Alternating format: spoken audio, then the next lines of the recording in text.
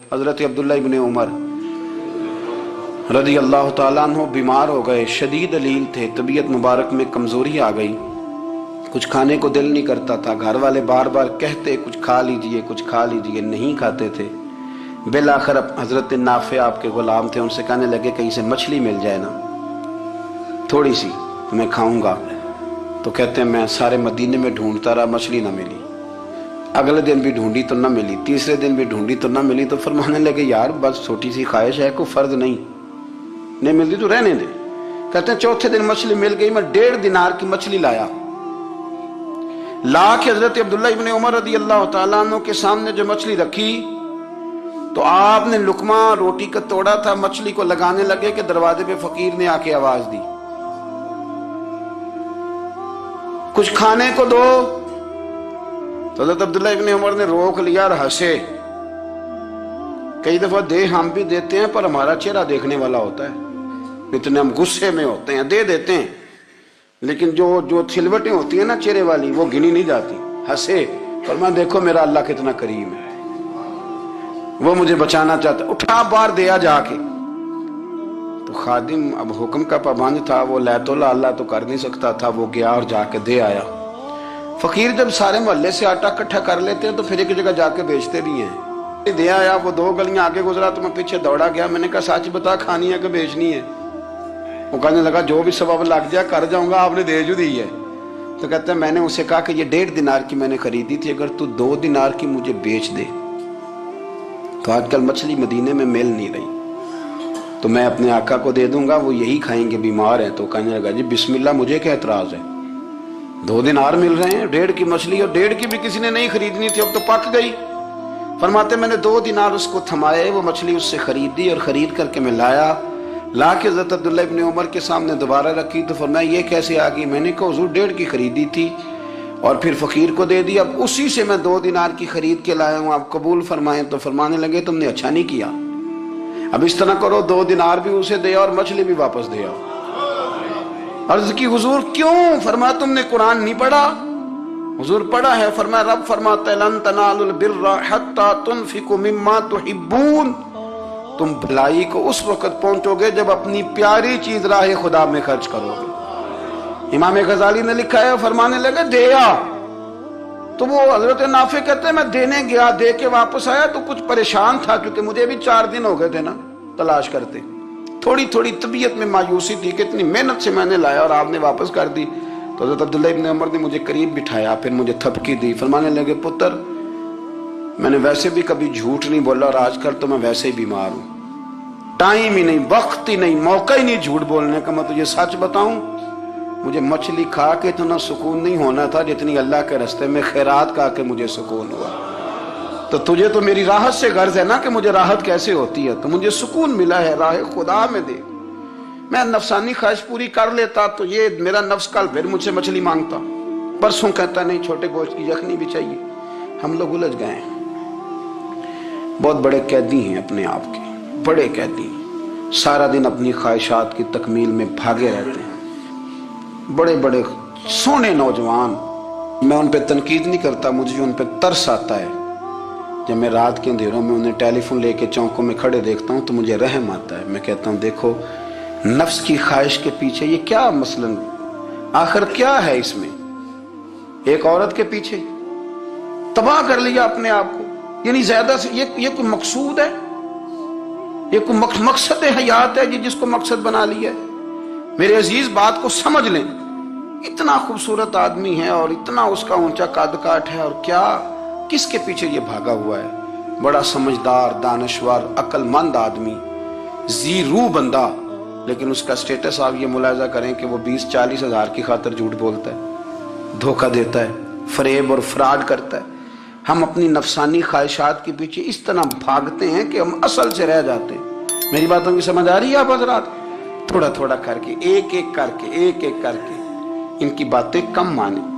وہ ضروری تو نہیں نا کہ سویرے ناشتہ بازار سے اپنی مرضی کا تگڑا کیا ہے، بازار سے لا کے پوڑیاں چنے بہترین کھائے، اور پوڑیاں چنے ابھی کھائے نہیں، شاپر میں ڈالے ہوئے ہیں، اور وہ لے کے ابھی آ رہا ہے تو ساتھ ہی رستے سے गोश्त भी छोटा अच्छा लगा तो 2 किलो वो भी ले आया कि पूड़ियाँ चने खाऊंगा और दोपहर के लिए गोश्त पकाऊंगा। वो पहले ये तो खा ले साहब, इससे तो निजात पा ले। ये पता नहीं हजम होता है कि कुछ और करता है तेरे साथ, लेकिन वो गोश्त भी साथ ले आया। यानी टेबल पे, नाश्ते के टेबल पर बैठ के फैसला हो रहा होता है कि हमने क्या खाना है, हमने किधर जाना है। संगियो याद रखो, बातों को समझो और गौर करो।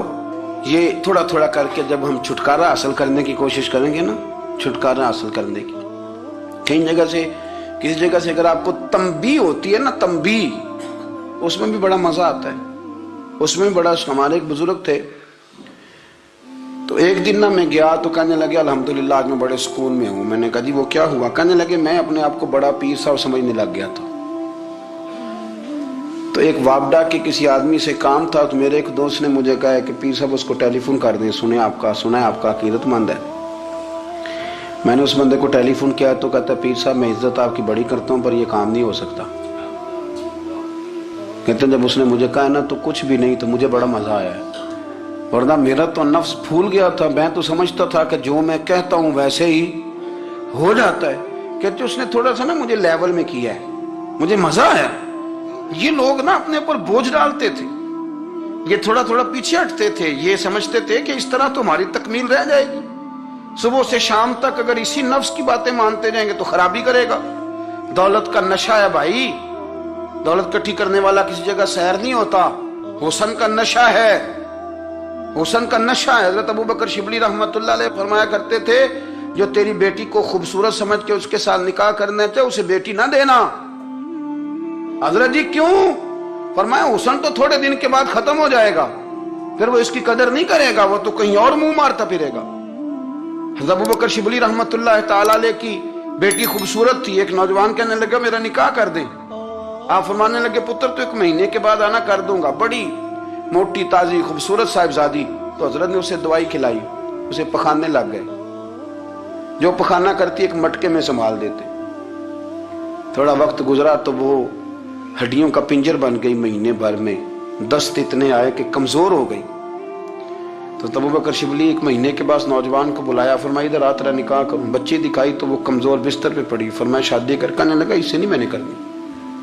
फरमाया ये वही है? कहने लगा जी नहीं। फरमाया तू तो कहता था मुझे इश्क है, किधर गया तेरा इश्क? कहने लगा हजरत साहब आप कैसी बात कर रहे हैं? फरमाया इधर आ। फिर वो मटका जिसमें गंद रखा था वहां ले गए। फरमाने लगे तेरा इसके साथ इश्क था, ये है तेरा इश्क। फरमाया अच्छा तो मैं 4 दिन रोटी खिलाऊंगा फिर तंदुरुस्त हो जाएगी, लेकिन मैं देखना चाहता था कि तू मेरी बेटी से प्यार करता है या उसके चेहरे पे आने वाली कुछ वक्त के लिए सुर्खी से प्यार करता है, उस लाली से प्यार करता है जो जवानी के वक्त बच्चों और बच्चियों पे आती है। किस चीज के दिल दादा? यानी क्या मतलब? नफ्स की गुलामी, सरासर गुलामी। और पलट पलट के खाओ। बड़े बड़े सियाने बंदे छोटी सी ख्वाहिश के लिए, बड़ा समझदार आदमी, बड़ा सियाना बंदा। मैं एक बड़े बुजुर्ग आलिम थे, मैं एक दफा मिलने गया तो पाए पका रहे थे,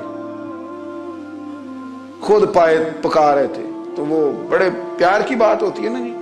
तो तामत बांधी हुई और बड़ी जनाब खस्ता हाली और वो पाए पका रहे हैं। तो मैंने उनसे कहा, मैंने कहा हजरत जी पाए तो किसी और ने भी पका लेने थे, आप बुखारी लेके बैठते, चलो मेरी तरह का कोई बंदा आपसे इस्तेफादा भी कर लेता।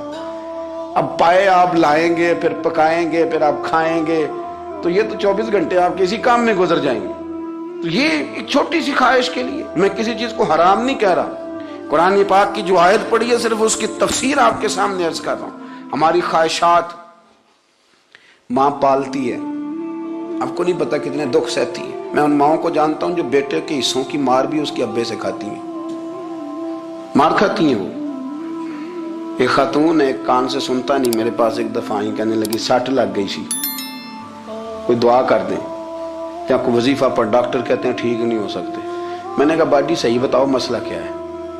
कहने नहीं कुछ भी नहीं, मसला क्या होना है, पुत्र गलत निकल आया है, उसका बाप रोज मारता है, आज मैं आगे गई हूं तो उसने एक थप्पड़ मेरे कान पे मार दिया, तो पर्दा फट गया।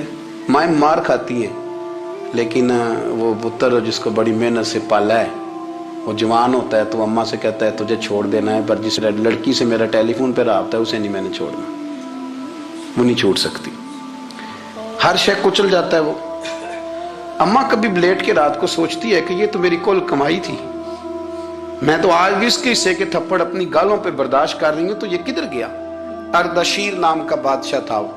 حضرت محدث ابن الجوزی آج سے کچھ 700 سال پہلے لکھتے ہیں، اردشیر بادشاہ بڑا خوبصورت تھا، جوان تھا، بڑا عقل مند تھا۔ اس نے اس طرح کی قریب کی ساری ریاستوں پہ قبضہ کر لیا۔ بڑا عقل مند زیرک تھا، قبضہ ہو گیا۔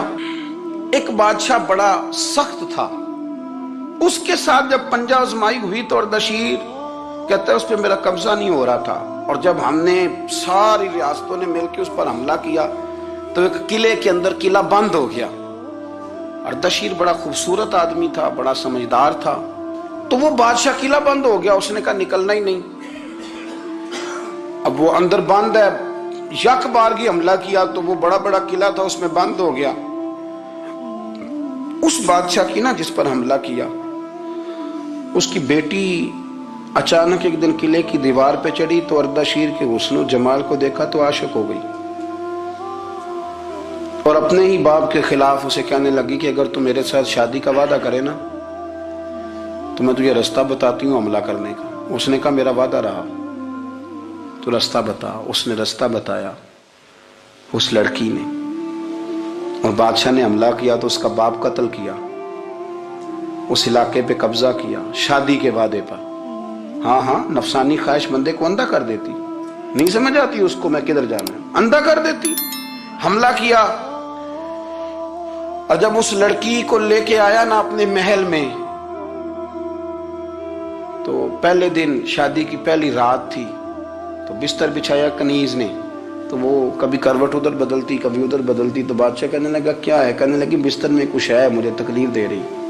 اس نے چراغ جلائے اور جب بستر اٹھایا تو ایک اتنا سا دھاگا نکلا۔ دھاگے سے عموماً تکلیف نہیں ہوتی، تو اس نے کہا تو اتنی نرم و نازک ہے کہ دھاگا؟ کہنے لگی میرا باپ نا میرے ساتھ اتنا پیار کرتا تھا کہ روز میرا بستر بھی خود بچھاتا تھا، اور اس نے آلہ رکھا ہوا تھا، وہ ناپتا تھا کہ کوئی پایا اونچا نیچا تو نہیں، میری بیٹی کا بیلنس سوتے وقت خراب نہ ہو جائے، اور میرے لیے گوشت اور کپڑے بھی خود پسند کر کے لاتا تھا، کھانے پینے کا خود خیال کرتا تھا۔ اردشیر کہنے لگا اچھا وہ اتنا پیار کرتا تھا، اور پھر تو نے اس کے ساتھ کیا کیا؟ کہنے لگا بلاؤ کنیزوں کو بلایا، فرمایا اس کو اٹھاؤ اور جلاد کے پاس لے جاؤ، اسے کہو کہ اس کے بال ایک گھوڑے کے ساتھ باندھے، پیر دوسرے گھوڑے کے ساتھ باندھے، اور ایک گھوڑا ادھر بھگا دے، کدھر بھگا دے، یہ جس کے باپ نے اتنا پیار کیا یہ نفس کی اتنی غلام ہے کہ اس کی وفادار نہیں رہی تو میری وفادار کیسے بنے گی؟ اس نے اتنے نازوں سے پالا کہ دھاگا اسے برداشت نہیں۔ او یارو یاد رکھو، اگر نفس کی غلامی کرو اور بڑے وفاداروں کو چھوڑ کے غلامی کرو تو پھر کہو وفادار مل جائیں۔